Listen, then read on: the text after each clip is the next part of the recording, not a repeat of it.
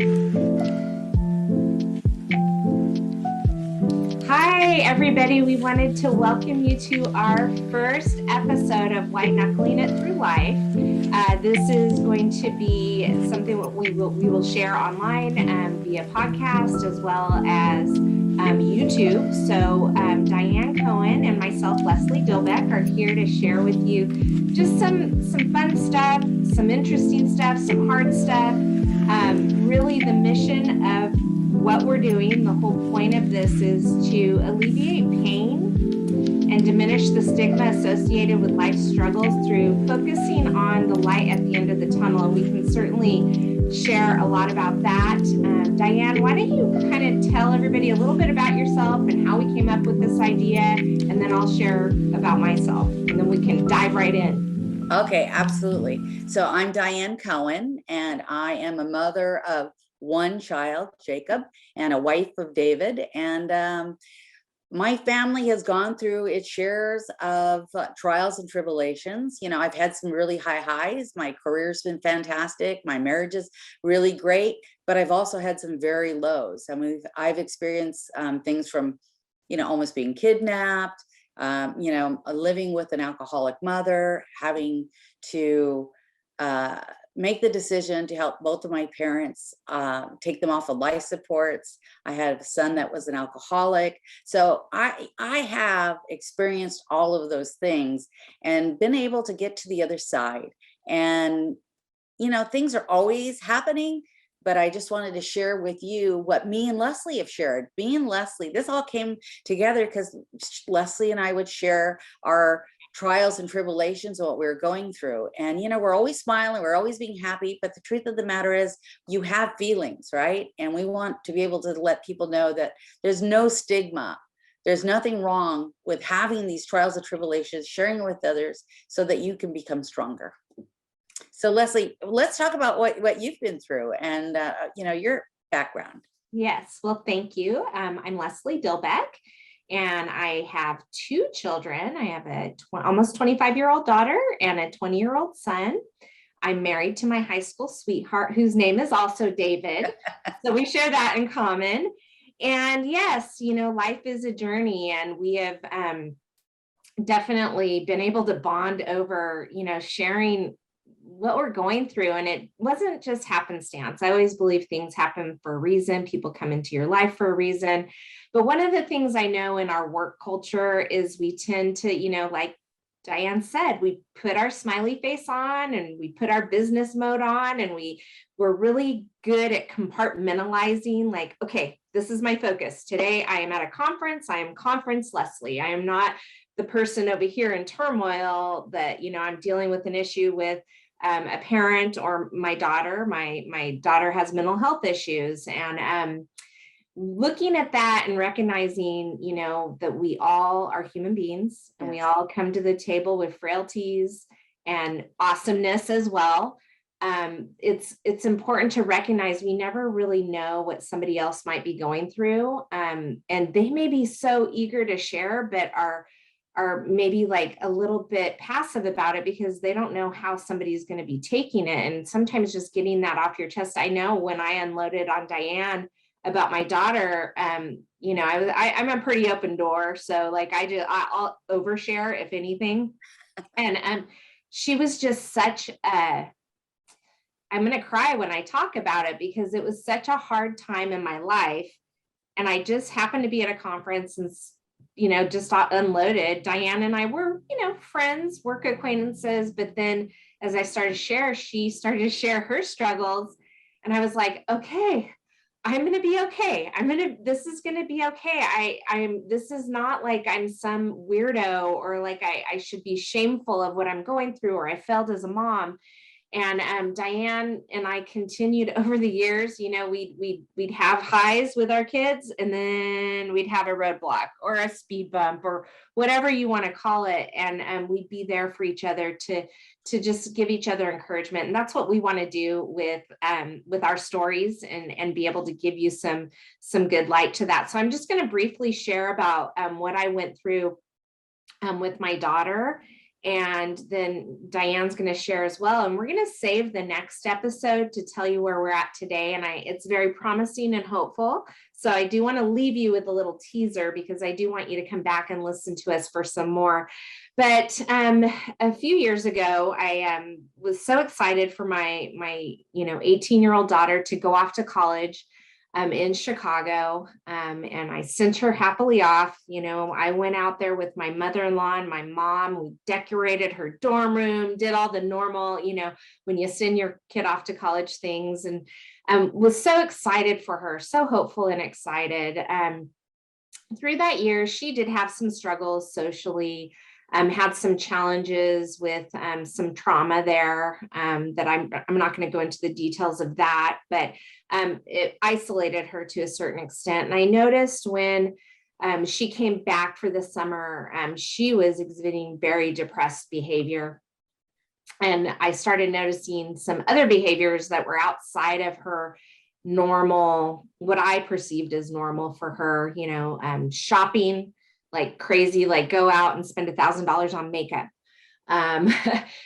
meeting up with people that were not good news, sleeping all day, not, just doing things that were not typical of somebody that was in a healthy state of mind.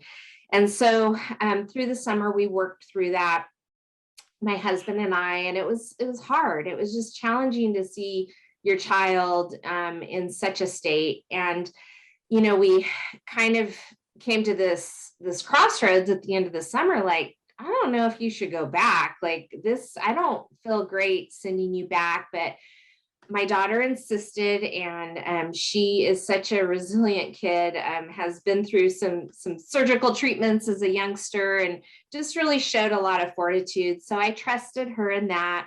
And my husband and I reluctantly sent her back. Well, come October of her sophomore year of college, we get, a call. She's not doing well. She's in the hospital. There's concern of, suicidal ideation and just some very scary stuff. And so we went ahead and had her, get readily whatever she could pack. She had a whole apartment full of stuff, and a lot of it she just left there. And we got her on a plane home and immediately picked her up from the airport, took her to the doctor immediately, like first thing after she got home. And she was admitted to the ICU in an amazing mental health provider here in San Diego. And that was honestly one of the most difficult, gut-wrenching things I've ever had to do as a human being. Like not even just as a parent, like as a human being, to see my child in there and like kind of looking around going, does she belong in here? I don't know, but she was clearly ill. And she worked through her program there and eventually got out of that acute situation and came back home. And we had to set some ground rules for her, and that was not great. The ground rules, as Diann and I have talked about, were to basically, set boundaries that were to keep her healthy. And that did not, as I mentioned, go well. She ended up back in the hospital, same thing, suicidal. And it was rough. I mean, it was a rough that year. It really was challenging for my marriage. It was challenging me on a professional level, although my business partners were just so gracious to me and kind, and people like Diann that, had been through some tough stuff, just gave me those encouraging words to help me kind of go through this tumultuous situation with my daughter, and really trying to figure out, what was going on with her.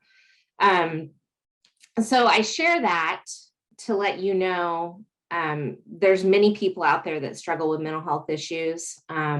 It is genetically on my family tree. Like if I did a family tree and showed the people that struggle with it, there would be a lot of apples on that tree to display that. And so, knowing that, I recognize that what I'm able to do in my profession and all the people that Diann and I both know, we're able to share a lot with different people and hopefully, bring some light to it and give people some, encouragement. And I will tell you, we're in a much better place now, but I'm not going to give you the end of the story yet. I do want Diann to kind of go into what she dealt with her son. And I just can't thank her enough for opening that door to me, that door of her life to me, because that is such a gift. And it helped me get to where I was able to go, okay, there is a light at the end of the tunnel. I can keep chugging along. We're going to get through this. So Diann, tell us, tell our audience what you were able to encourage me with and share with me. Well, it's interesting, Leslie, because like you said, we were work acquaintances. We did things, we saw each other at conferences, but, we didn't have like a strong friendship. And, to hear your story and to be able to tell you, oh, I've been there, and, there are certain things we could do and share. And I love the fact that you were so willing to be vulnerable and to share that. I think that's one of the first things we have to learn, is that we can be vulnerable and we can share this information. And when you did that, we were able to make a connection and to support each other. And we can't have support from people when they don't know what we're supporting, because they don't know what's going on in your life. Right. And so Leslie, bearing her heart to me, gave me an opportunity to, basically give her a physical hug, but as well give her support, check on her, make sure she's okay, and just to listen to stories. Sometimes you just have to listen. I was on the phone this morning with my best friend, and I was saying that we were going to be doing this podcast. I mentioned her. I'm sure there were times you were wishing the phone wasn't my name on it. It's like, oh my God, it's her again. But the truth of the matter, she was there. She didn't mind being there, and that's what she said to me. Is I don't mind being there. So I don't want to get all emotional. I know, right? This is so emotional. But it is interesting because I remember my son, as far back as he was 10 years old, when he said he felt like he had a little hole in his heart and wanted to know if that was normal. And so, I think sometimes it's not that we miss things, because my husband and I took him immediately to be seen by somebody and to have some care, because we took that very seriously when he said he felt like he had a hole in his heart. And our son has some additional complications. He was adopted, so he had some abandonment issues, and it unfortunately stuck with him his whole life. So no matter how good of a parent you are, you always feel like you missed something, right? And that was one of the things I told Leslie, is you didn't do anything, Leslie. This is not on you. This is the person's genetic. Do you remember those conversations? Yeah. It's just like we have to forgive ourselves. We just have to forgive ourselves, because we're not the ones that created this. And all we could do is our best to manage it and to help our loved ones through it. So it started with my son when he was 10. We took him to see doctors. And it just continued. We thought he was better, but when he was probably 13, 14, he started drinking. We had a big bar at our house, and the way we figured out he was drinking was we were making a cocktail that we had to put in the freezer, and it froze completely. And we're like, vodka doesn't freeze. Why in the world is it this frozen? And then we figured it out. It was our son. He would drink and he'd pour water in the bottle. And so, that was one of the first signs, but we had no idea how bad it was. In high school, he just suddenly, he was in karate and Boy Scouts. He just did everything to be the all-American child. But then somehow, somewhere, he got wrapped up with the wrong people that kind of fed into what his, I would say cravings, because he, once he's tried alcohol, he really liked it. Well, that was a gateway. He did drugs, and I often tell people, and this is the truth, and my son, I told him I would be sharing this, and he says, yes, Mom, share my story, do it, because, this way, hopefully we can help others. But, short of doing drugs, short of murder or rape, my son did everything else. And, it was really, really difficult for us. I'll share probably in a future episode the whole story. But, one of the lowest moments we had was when we went into our son's bedroom, because we had a phone call saying that he wasn't doing well. And he had drunk himself to sleep after taking a handful of pills, and my husband found him in bed with a gun to his hand. He just didn't have the energy to pull the cock of the gun, thankfully. So these things happen to people. I should say happen, but these things happen. And so it's, how do we get through them? What do we do to make ourselves strong? And what can we do to support our loved one to help them through that? And this is what we hope to share with you in White Knuckling It Through Life. Oh my gosh. Thank you. Thank you. I love your vulnerability as well. And that's hard.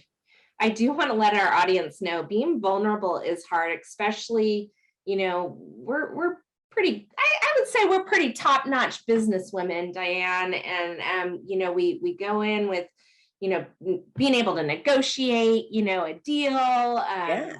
really speaking from a place of expertise in our field, really looking like, we're these strong women. And I remember reading this thing one time that, talked about strong, the difference between strong, a woman that's strong and a woman of strength. And really a woman of strength is the one that can be vulnerable and, sometimes say, I need help, or I need an ear, I need a hug. Sometimes it's not even like, I need you to, say anything to me. Sometimes it's just, I need a hug, or I just need you to sit with me. And, hearing, you're just briefly, I mean, we're going to go into a deep dive on some of this stuff, which both of our kids have given us permission to do. But hearing, Diann's low, that's right there, right? I mean, like that, I don't think, people can imagine that gut-wrenching pain you have as a parent to see that your child is so unhappy they don't want to live anymore. That is just the worst. And I'd like to state something like, my son used to tell people all the time when he was going through AA and he was first becoming clean and sober, he would talk about it all the time. And I'd say, Jake, you do not have to talk about this all the time. You don't, son, it's okay. You don't have to tell everybody. And he said, but Mom, I do. I have to tell everybody. And, we're the generation where we put it, we believed that the best thing was to put it away in the closet, right? And just let those skeletons be there. Well, he said, Mom, I can't help a single person if I don't tell my story. And so ever since that day, I've been telling his story. And that's a gift, that we can give to other people to help them through their struggles. And we're going to wrap this up, but I do want to, kind of talk about what our future episodes will be. Diann mentioned some crazy stuff that's happened to her in her life. So it'll be on that vein, because everybody has different human experiences in their life. And we'll talk about like job loss, divorce, losing a child, infertility. I didn't just meet somebody I've known for a long time, just started sharing with me their infertility journey, which, has a happy spot to it, eventually, but she's willing to come on and share about that, struggle. Just looking at some of the childhood pains, we both like alcoholic parents, like that's right. That's right up our alley. We can share about that and some of the challenges with that. But more importantly, it's not just to whine and to talk about all these bad things, is to talk about the amazing resilience we have to overcome a lot of these things and realize it's part of our story, and to have a greater degree of empathy for people. And so that is really where we're going to take this. We look forward to it. I don't know, Diann, do you have any closing comments? Well, I would like to say that we're going to have a nurse on that's going to discuss PTSD. and what somebody goes through when they have that, and how we as loved ones, if we don't have PTSD, what can we do to help support them? I think that's an important thing. We're also going to have a doctor on that's created a brand new program for alcoholism. Instead of sending somebody away for a month-long clinic, she's got a program that is a 1-year program that's really it's got lots of different components to it. And, the success rate, if you're doing something for a year, has got to be a little bit higher than, just a 30-day period or a 15-day period at clinic. So it'll be very interesting to hear what her program is like. We just want to give as many solutions as possible and give people tools that they can use that they're comfortable with. With that, I'm going to wrap it up and remind people to be kind to themselves, be kind to others, and spread it everywhere like glitter. All right. Thank you for joining us, and we'll see you next time. Bye-bye now.